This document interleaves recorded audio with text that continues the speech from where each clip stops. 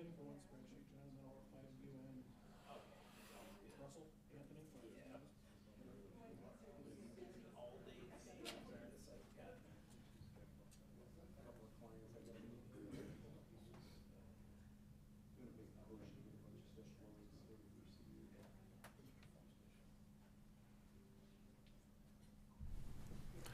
Good afternoon, folks. It's Tuesday, November 14th, and we're here for a Public Works meeting.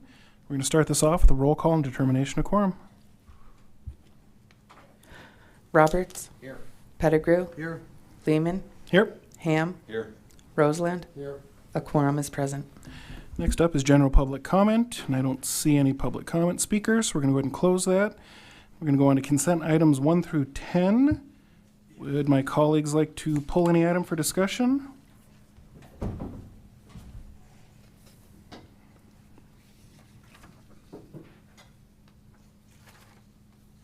Seeing none, I would entertain a motion to approve the consent calendar. Motion to approve items 1 through 10. Motion by Roberts, second by Ham to approve. All in favor? Aye. Any opposed? Motion passes. Non-consent items 11 and 12, we're going to open public comment period and close that because no one's here to speak. However, we do have a presentation from our Public Works Department we're going to start off with, then we'll go to the items.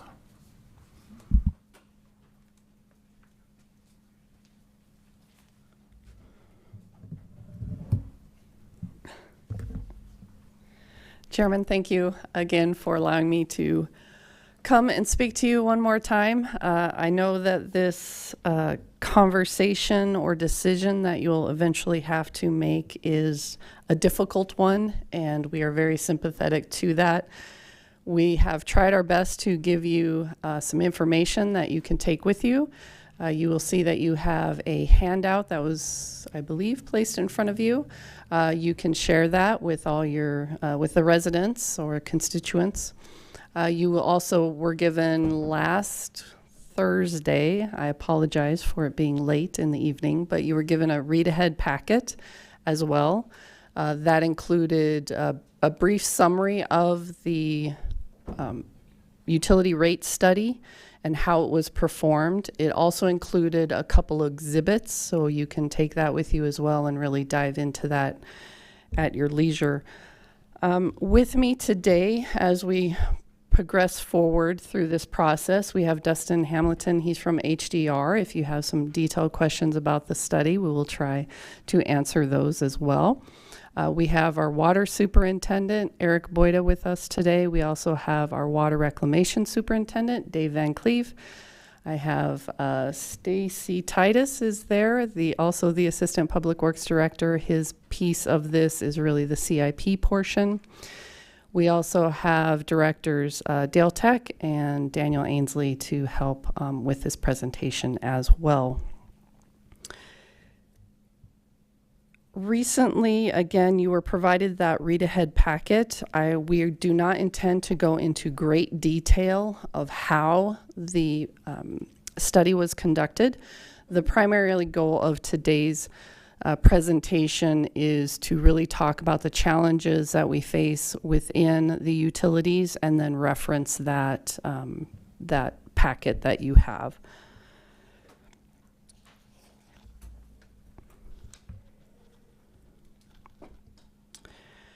I also wanted to go back a little bit in time here from our last presentation, so this should look very familiar to you. We had this presentation here last month. We talked about the policies and procedures that were adopted back in 2017. We will talk about that a little bit, but I also quickly want to review the study itself. And you will remember that this was presented. I will highlight some areas on it as well. But HDR and city staff did come together over this last year and develop this study and came out with a recommendation. Some of the scope and the areas of focus you will see in front of you were our annual O&M and capital expenses, and we will go into more detail here on that in a minute. We also wanted to determine our impacts to future system demands and infrastructure needs, and what is that? That really boils down to those two comments. That is the growth of the city and really new construction repairs to the utility system. We also, as always, through these utility rate surveys or studies, we talk about customer classes, services, and our rates schedules. And how are we going to base our rates off of those? We will also talk about the expand outreach communication, which we are trying to do that as best as we can. That is something new, again, that you challenged us with here over the last few months. So we are definitely taking that approach. Again, we've had the rate study to council. This was last month. Today, and again tomorrow, we will do the same thing. And we've provided multiple presentations. We are also making ourselves available. If you have any comments, concerns to us personally, want to come down and talk, want to go down and spend some time at the divisions, you are more than welcome, and we highly encourage you to do so. The other focus that we will be getting here, not today, but soon, we will get that written documentation of the study itself for our historical records. Again, just to review, where are we? The purpose of this presentation is to communicate, as always, to council and to our residents. We are trying to make this a user-friendly approach and to allow that information to pass. Here are the updates. You can see the checklist items there. I was able to cross off a couple items. Again, if coming down the list, if you would like to come out, we definitely encourage you to do that. We're right now at our committee presentation and the agenda items for this month. You will see, and you've had the opportunity in your read ahead packet to review the resolution, the ordinance agenda item. That will be on Monday.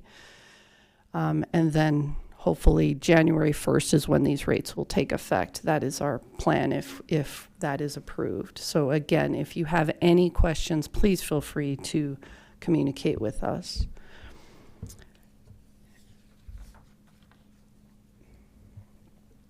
You will remember in our last presentation, we had this slide up that was color-coded a little bit differently, but we had 4 bullets on there. We have since narrowed that down. One of them was the reserve issue of the utility rate study and allowing us to build back up our reserves that are required. Because the 2017 study did such a great job and all the work over the last few years to build up those reserves, that was no longer a focus. So our priorities now are for this study, we're balancing the operating budget, our capital assets, policies and procedures, and then again, our debt management as always. So that is what we will focus on today.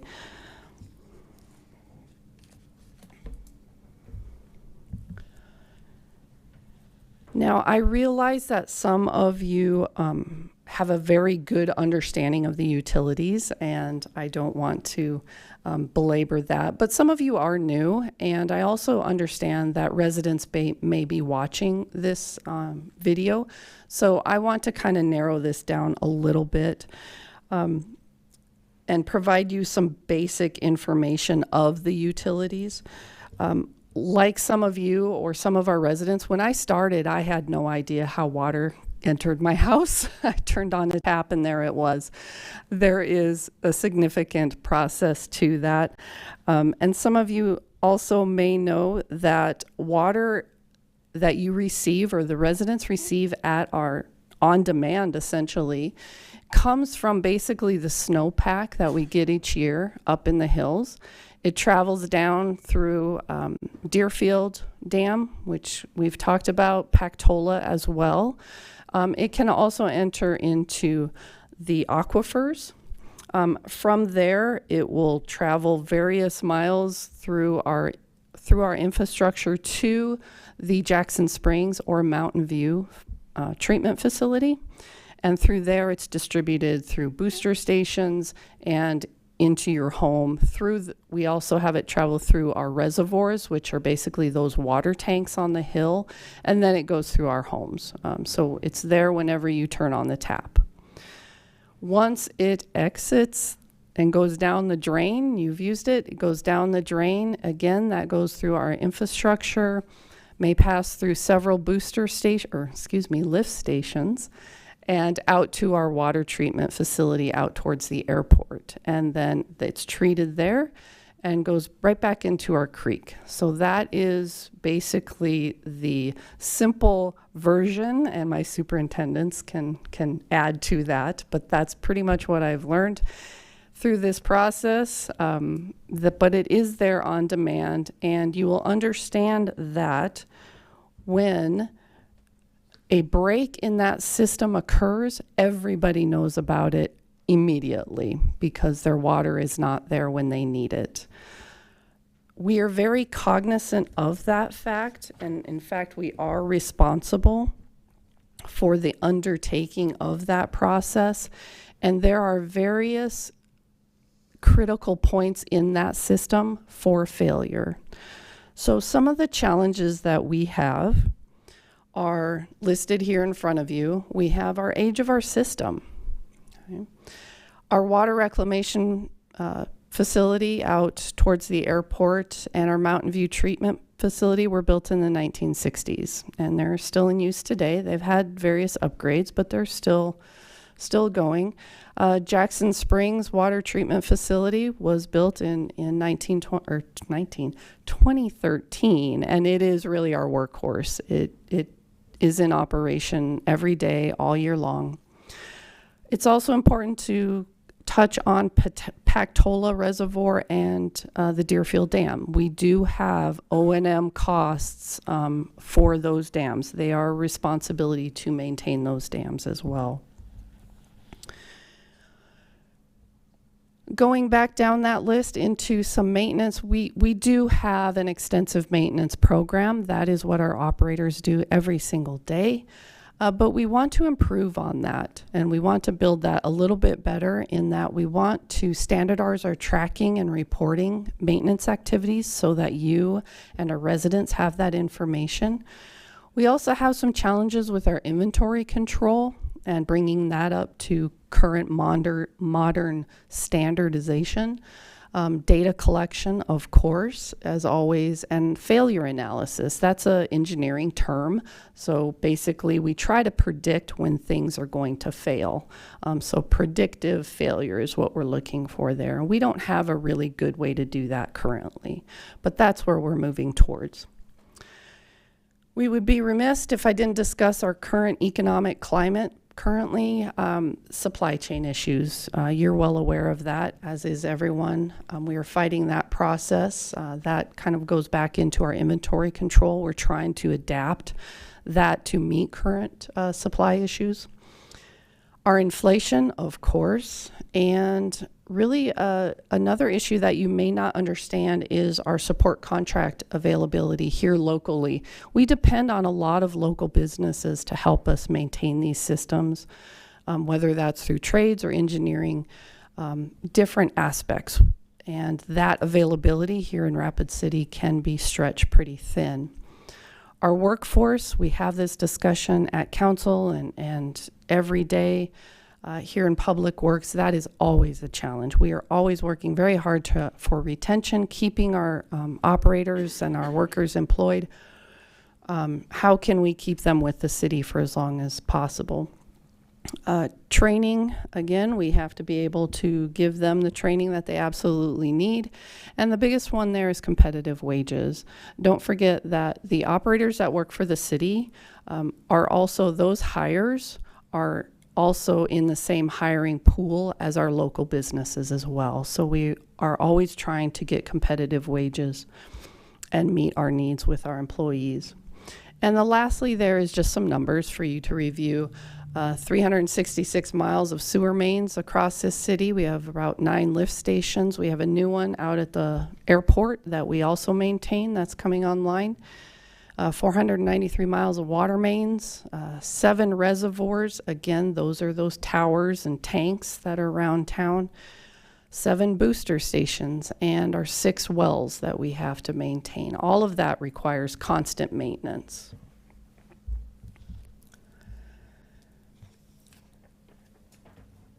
So let's go back a little bit again to the 2017 so that you have an understanding that we are not making this up. This is policies and procedures that we are following.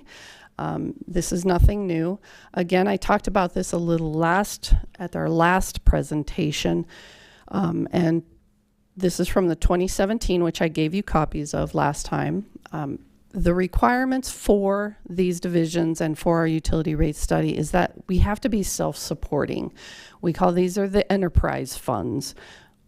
They are unique in that we have to be self-supporting. We also have to have adequate funding to preserve the systems for their useful life. So again, that goes back to predictive failure analysis. We have to be able to maintain and ensure that they go through their expected life. So let's break down a little bit of our O&M costs. This is a picture of your utility maintenance team down there. Our breakdown here, you can find these in great detail in your read-ahead packets in your Exhibit 1 and 2. So I'm not going to go over the numbers for you. I just kind of want to highlight some of the things that we are working towards or our challenges and our breakdown with maintenance. Again, we already talked about the workforce. We have to have our people. In the previous slide, you saw some of those. Without our operators, we can't do anything. So we have to be able to pay them a fair wage and provide some benefits. Again, I did talk about the consultant and professional support services. It's not just engineers. We do have an engineering team that we rely on, but we also have engineers such as HDR or FMG or other companies throughout the city and the state and sometimes nationally that we do rely on. It's also construction. We have various construction companies, as you know, that we work with, and our trades. We don't want to forget about our trades. We need HVAC, we need plumbing and electrical. We don't always have those people on staff, so we do have to reach out to those companies here locally to help us support that massive utilities that we have. Interdepartmental charges, you will see in your packet as well. The enterprise funds does provide support or funding to some of the support staff at the city. So IT, HR, legal, we do pay into that to help fund those entities. And as always, we do also have to pay some of the water and sewer services that we provide throughout the city. So some of the parks and the fire department, we help support them as well. Maintenance, we talked about a lot already, but the biggest one on there, one that I want to highlight, it's not the biggest number, is our equipment and our fleet. We have to maintain ourselves the massive amount of fleet and equipment that we have. So all those trucks that are rolling around town and the big excavators, vac trucks, we have to maintain that internally as well. Okay. It's also important to note the travel and training. Maybe a little bit less on our budget, but we do have to make sure that we fund those adequately as well. Our operators are certified. This is it can be a lifelong endeavor for a lot of them, so they have to go through various certification processes. A lot of the travel is here in the state, so they will go around to the different areas and take tests. So we have to allow that, and we have to help them pay for that as well. So that is a key part. We also have our professional membership, so we are not an island here. We do reach out to APWA and the other professional organizations that we do follow, and that sets our basis for what we do every single day. So we do work with them and get support from them. So there is membership costs into that. Tools and equipment, I already talked about. That is a large cost. You see those quite often come across your desk when we need a new truck or a backhoe or something like that. You see those requests. We also are a utility, but we also pay utilities as well. And our biggest one right now is in our electricity. That is our highest cost. We also have to account for our own sewer and our own water. Office supplies, the biggest thing there, or something that I want to talk about, is the treatment, the chemicals that are used to treat the water and the sewer. So that is probably our biggest cost. Our safety supplies, that's your PPE. How can we keep our employees safe? So we do provide some equipment to our employees as well. Besides our O&M expenditures, we have our CIP program, which we talked about. Again, you have that listed in your exhibits 1 and 2 that were provided to you.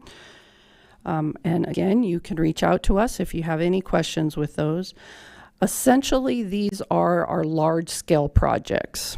So these are the ones that you see around town that sometimes inhibit your travel through town. Those are our CIP projects. The purpose of, again, the 2017 policies and procedures when it comes to the CIP program, again, is to ensure stewardship over the city's resources. And also the second paragraph there, to provide and maintain them for the long term. So we want to take great care of those items, those projects that we build. So you were talking about, like I said, we talked about the water treatment facilities. Those go back to the 60s. So you're talking well over 50 years. So as you know, as they age, the more maintenance is required. But that's kind of the life expectancy in some cases that we're looking at. Not everything lasts that long, of course. Again, we have the complete list in your exhibits, but I do want to highlight just a couple. This particular picture here is out at the water treatment facility towards the airport, water reclamation treatment facility, excuse me. These are some highlights that I want to quickly talk about. We have our various residential utility construction projects. Again, you see those as you drive through town, and these are in your ward, some of them.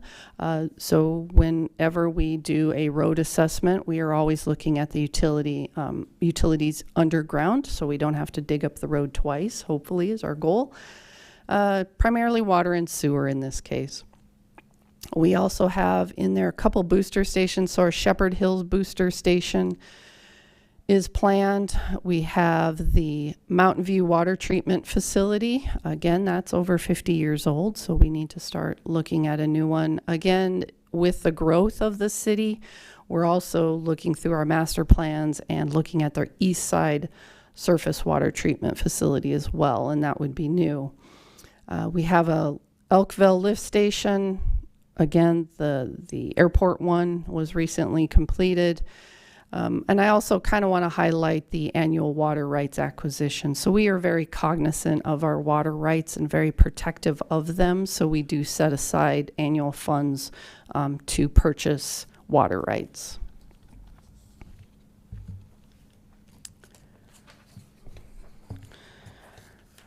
That is it for me. I'd like to send it over to Director Ainsley to help us through the debt issuance. Excuse me.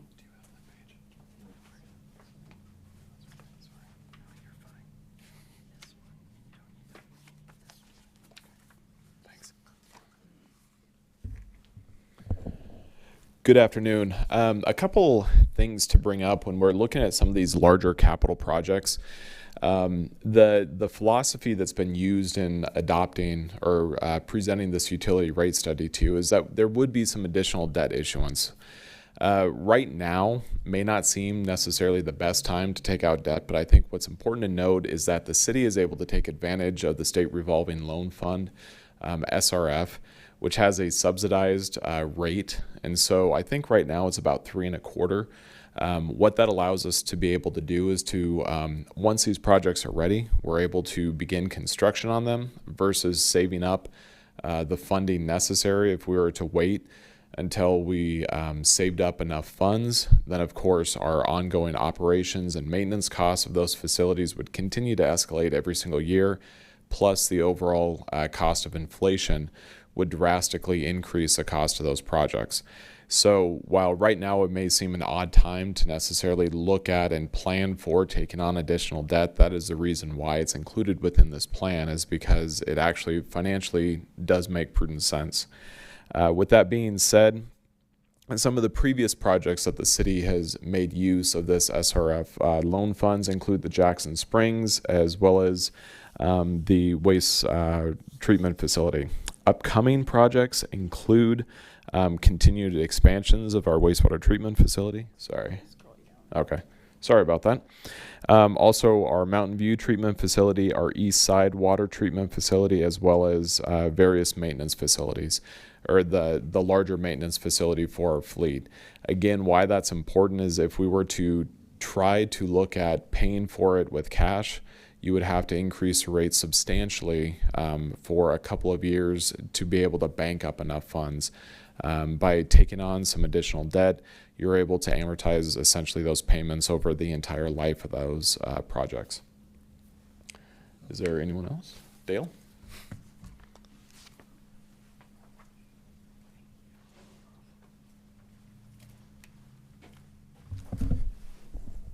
I'm the last speaker, so I'll move through this as quickly as I can. However, this is probably the most important thing, as it ties together this entire effort that we've had for just about a year now. Establishing rates and fees. Kristen had mentioned earlier in the presentation about the policies, and I spoke to this last month when we had a presentation about why we do rate studies, why we do it for 5 years, and the importance of it. It was so important that we made it a policy that we shall do this. This is a snapshot of what the rate study really is in a graph form. We've got both utilities listed on there, the water as well as the water reclamation utility. The blue lines indicate, the light blue, dark blue are the operation and maintenance expenses, as Kristen gave examples of. The orange lines are our capital improvement projects. Once again, those are primarily the everyday projects, if you will, the street reconstructions, the things that we have to do to maintain or replace the small components of our systems, keep those in working order. And then finally, the green lines indicate the debt service that we're anticipating over a few years. That may look drastic to you. However, those lines do flatten out and come down over time as part of the rate structure and some of the larger projects that we have coming forward. Just as in the previous study, we indicated that we needed additional monies for reserve, which the last 5-year plan did. This 5-year plan acknowledges that we're going to need some additional debt service, and that's what the green lines represent. Once again, those end at the end of the study and will flatten or come down over time, just to balance the overall needs of the utilities. And this is what we've all been waiting for. Based on all of the analysis, all the information that was provided to you, many, many hours of staff time and consultant time, these are the proposed rate adjustments that we're looking at for both utilities.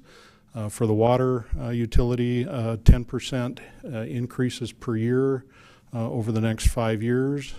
Water reclamation amounts to a 12% adjustment over the next 5 years as well.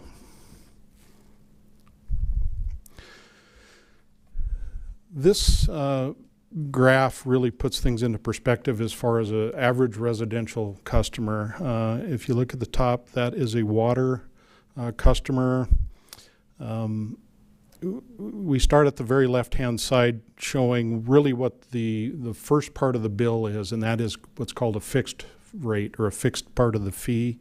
We call it a meter charge in ordinance, but it's the funding necessary for us to keep the large transmission mains going, so everyone contributes to that, and it's not based on consumptive use. It's based on the city.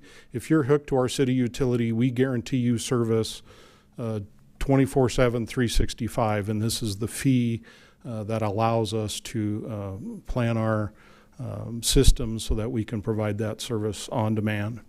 Moving over to the right in those graphs, those are the consumptive charges. So those are examples of if you have a residence, a single-family residence, and you use 2 units a month or 6 units a month or 8 units a month.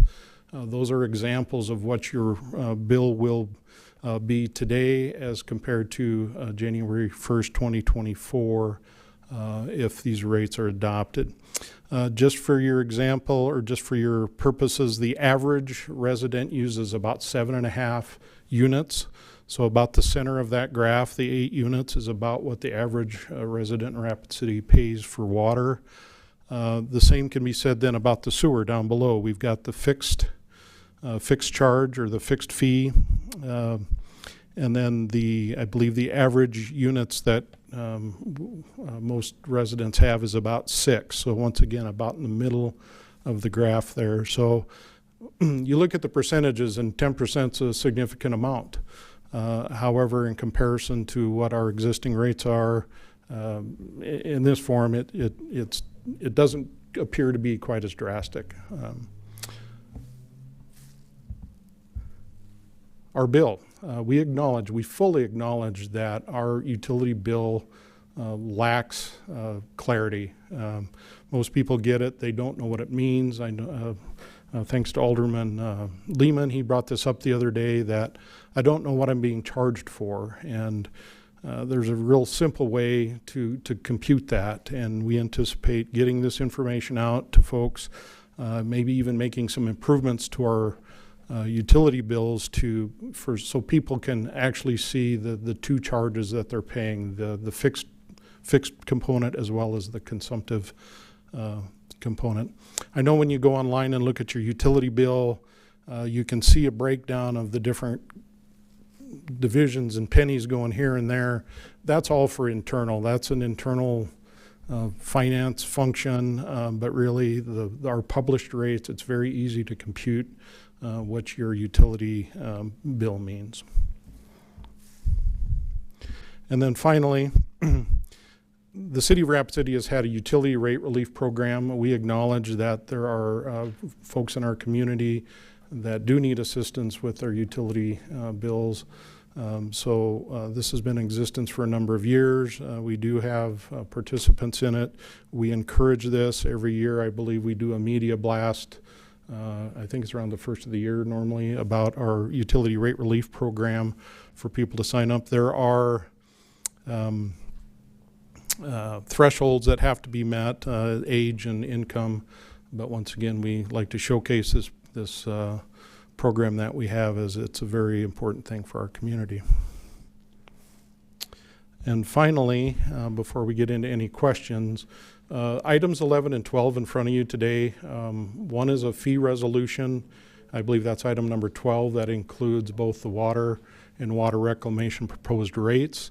And then item number 11 is actually an ordinance amendment, as we do have the water rates within ordinance as well. With that, we'll take any questions that you may have for us.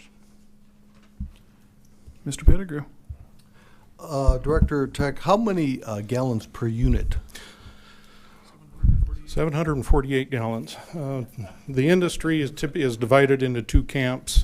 For some reason, generations ago, we decided to get into the 100 cubic feet of water camp, and the 100 cubic feet of water is 748 gallons. A lot of other utilities measure in 1,000 gallons. We're of the 100 unit or 100 cubic feet camp. Mr. Tech, what are the requirements to get the rate reduction? I believe it's age 65, and then there's some income. I might defer to Shannon Truex, as she is involved in that program. She may know that right off the top of her head. To qualify for the utility rate relief program, you have to either be over age 65 or considered disabled using the Social Security disability guidelines. And then you have to have income that aligns with the HUD poverty guideline levels. So those are adjusted every April when HUD updates theirs.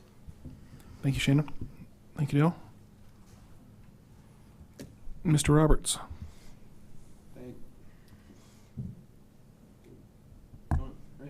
I'm trying. There you go. Thank you. Looking through these rates, I do have some questions.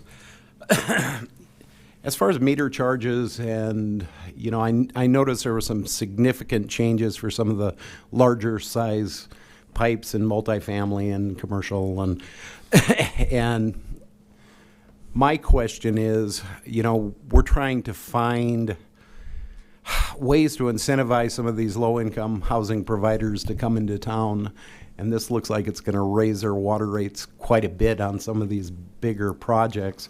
Was there ever any thought given into as far as a rate for these affordable housing units? The short answer is no. A big part of the overall rate study, though, is user class.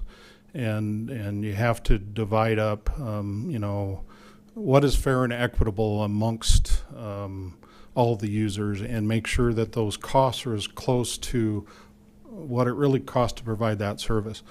Certainly meter size drives a lot of that, because typically the larger meters are a commercial venture.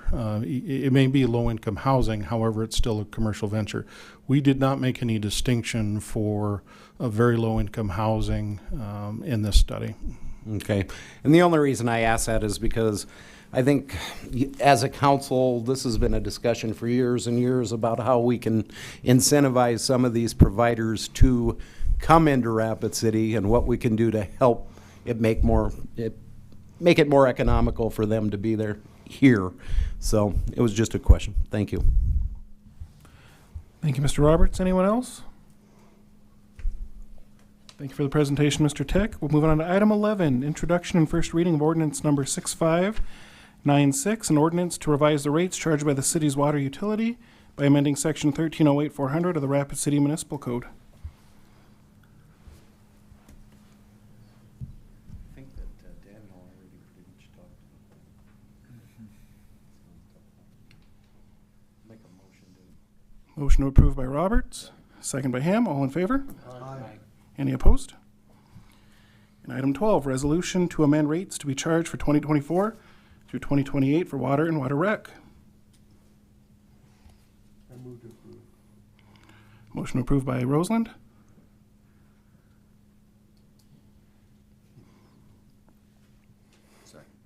Second by Ham. All in favor? Aye. Any opposed? Motion passes.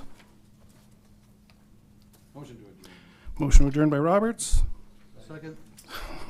Second by Ham. All in favor? And we're adjourned.